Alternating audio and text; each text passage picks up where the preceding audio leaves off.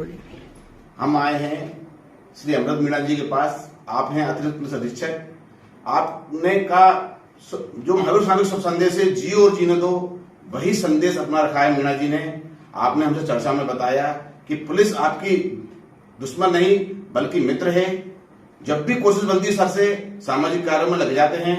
उन्होंने बताया कि हम बच्चों की पढ़ाई के लिए भी काफी प्रयास कर रहे हैं।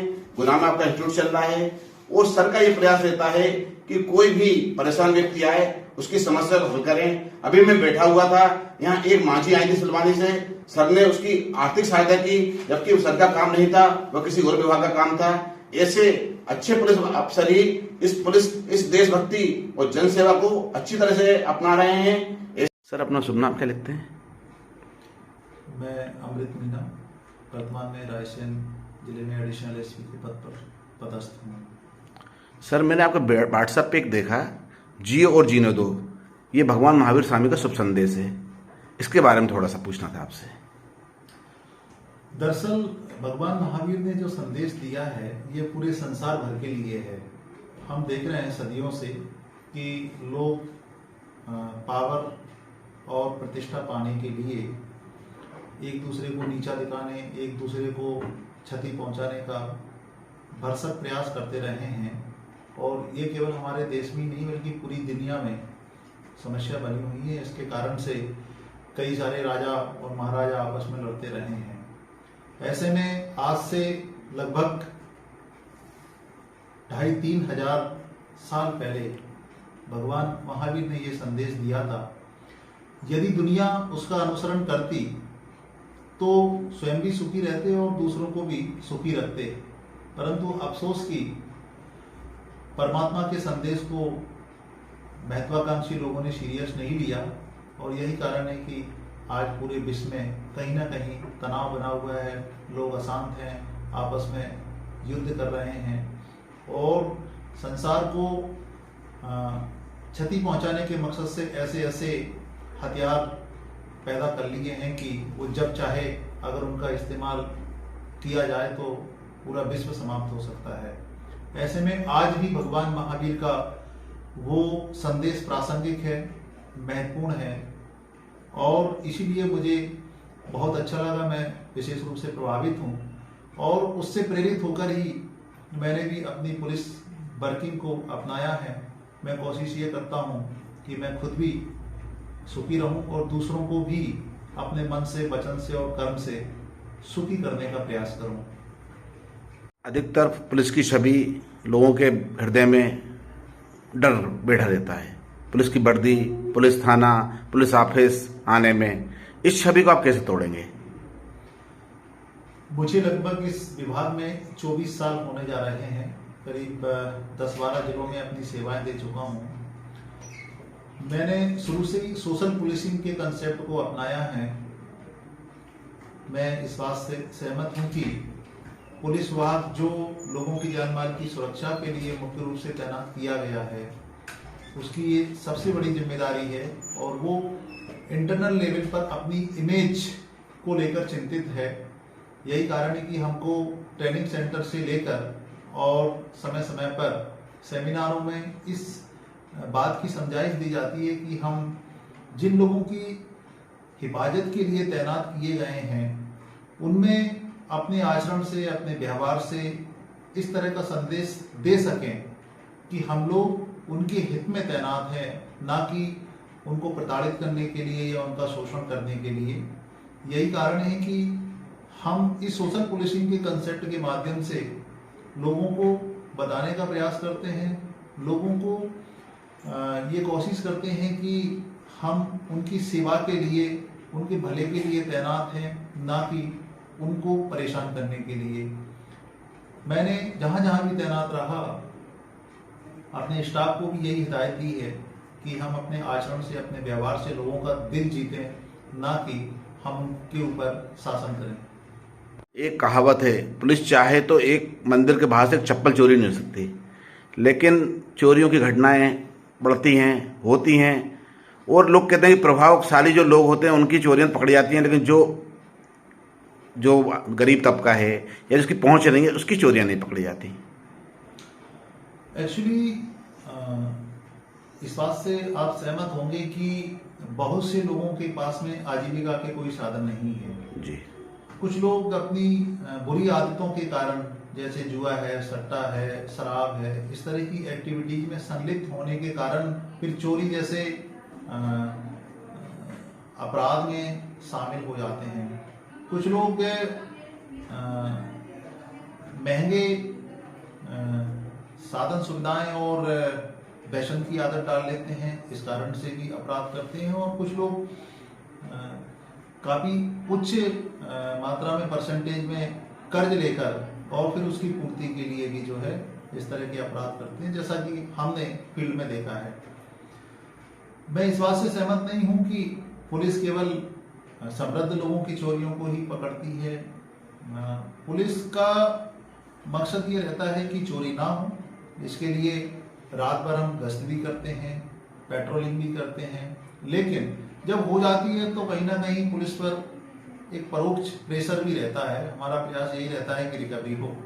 तमाम जतन के बाद भी हमारा जो रिकवरी का परसेंटेज है लगभग 40 से 50% ही रहता है।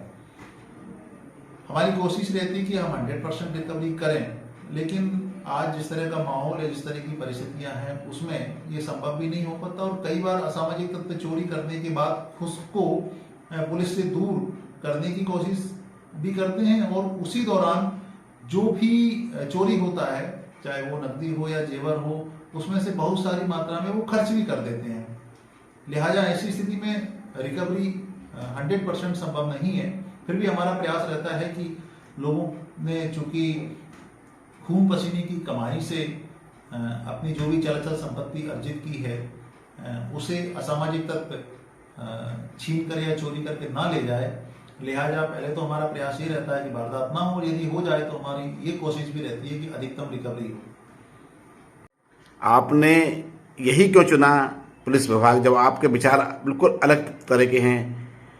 मतलब एक्चुअली सच तो ये है कि जब हम जॉब की तलाश कर रहे थे, उस समय हमारे पास कोई पसंद या नापसंद का विकल्प मौजूद नहीं था, बल्कि यही सपना था कि कैसे भी हमें किसी भी प्रकार का सरकारी जॉब मिल जाए, ताकि उसके माध्यम से हम जो है अपनी लाइफ को सेटल्ड कर सकें। देवयोग से पुलिस का जॉब मिला, जो कि चैलेंजिंग है और मेरा इंटरेस्ट भी रहा है। जब हम कॉलेज में थे उस समय हमने एनसीसी भी किया था, और उससे कहीं ना कहीं हम प्रेरित भी हुए। मैंने फील्ड में ये महसूस किया कि जितना अपॉर्चुनिटी अन्य विभाग में गवर्नमेंट सर्वेंट को मिलती है, उससे कई गुना अधिक पुलिस विभाग में मिलती है, क्योंकि ये 24 घंटे का जॉब है।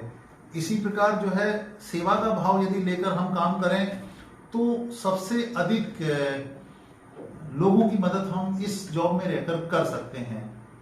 मैंने अपने बेसिक पुलिसिंग के साथ साथ कुछ सोशल पुलिसिंग के भी अभियान हाथ में लिए हैं, जहां नीडी मैन या जरूरतमंद व्यक्ति होता है उसकी मदद करने की भी कोशिश करते हैं।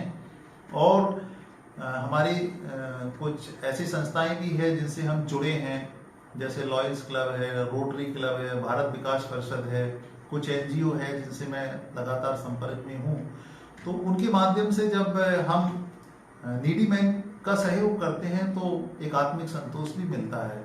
इसी प्रकार हमने बहुत सारे विद्यार्थियों को निःशुल्क कोचिंग सेंटर खोलकर उन्हें प्रतियोगी परीक्षाओं की तैयारी के लिए भी एक प्लेटफॉर्म दिया है, जो इस समय काफ़ी अच्छे तरीके से संचालित हो रहा है। कहाँ है सर वो?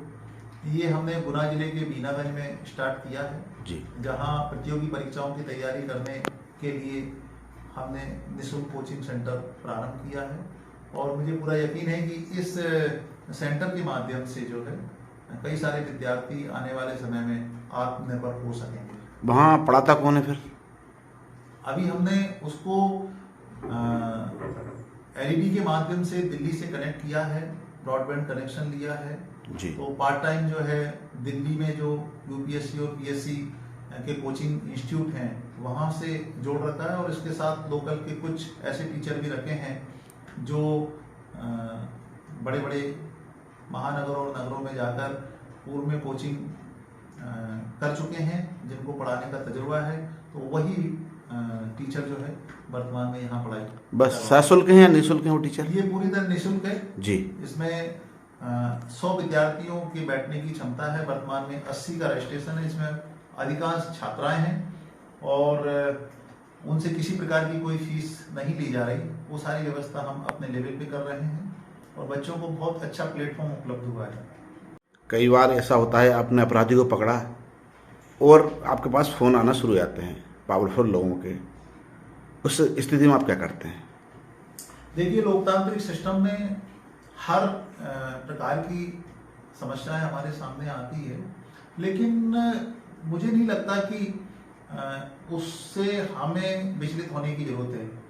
रहा सवाल फोन आने का, तो स्वाभाविक है कि जब भी कभी हम किसी मामले में एंटी सोशल एलिमेंट पर हाथ डालते हैं तो ऑब्वियसली उनके परिजन कहीं ना कहीं अप्रोच करते ही होंगे, तो लोग हमें भी फोन करते हैं, हम सुन भी लेते हैं। यदि हमारे पास उस मामले में मदद करने लायक स्थिति है तो हम जरूर करेंगे, और यदि नहीं कर सकते तो हम असमर्थता व्यक्त कर देते हैं और ऐसे फोन करने वाले उसको अदरवाइज नहीं लेते। तो सांची में सट्टा या जुआ जो भी पकड़ाया है सर, उसके बारे में थोड़ा सा। एक्चुअली पुलिस अधीक्षक महोदय के बहुत स्पष्ट निर्देश हैं कि पूरे जिले भर में कहीं भी जुआ या सट्टा नहीं होना चाहिए। समय समय पर हम लोग इसके लिए कार्रवाई करते हैं, परंतु कुछ लोग जो है आदतन रहते हैं, वो इसके बगैर जी नहीं सकते। उनके ऊपर पूर्व में भी दर्जनों अपराध दर्ज हुए हैं, लेकिन फिर अगली बार वो चोरी छुपे ये गोरख धंधे में संलिप्त हो जाते हैं। ऐसे ही कल हमें सूचना प्राप्त हुई थी, तो सांची कस्बे में अलग अलग स्थानों पर तलाश किया था, तो करीब 6 लोग मिले हैं, उनके कब्जे से 8,000 रुपये जब्त हुआ है। हमने सभी के विरुद्ध जुआ एक्ट में अलग अलग मुकदमा दर्ज किया है। अच्छा सर, वो जो होटलों पे पकड़ाया, क्या होटल संचालक में भी आपने कोई मुकदमा दर्ज किया है? इसमें जो भी दोषी थे, जिस स्थान पर वो बैठकर लिखा पढ़ी कर रहे थे, उन सभी के विरुद्ध हमने अपराध दर्ज किया है जी। परंतु गैम्बलिंग एक्ट में जो कार्रवाई है वो बहुत ही मिसलेनियस है। इसमें मौके पर ही आरोपी को रिहा करना पड़ता है, नोटिस पे चालान होता है और कोर्ट से भी जो जुर्माना है वो बहुत कम है। इस वजह से जो है इस तरह के लोगों पर प्रेशर नहीं बन पाता, परंतु हमने ये तय किया है कि जिनके विरुद्ध लगातार इस तरह की शिकायतें आएंगी, फिर उनके खिलाफ हम जिला बदर और NSC की कार्रवाई भी करेंगे।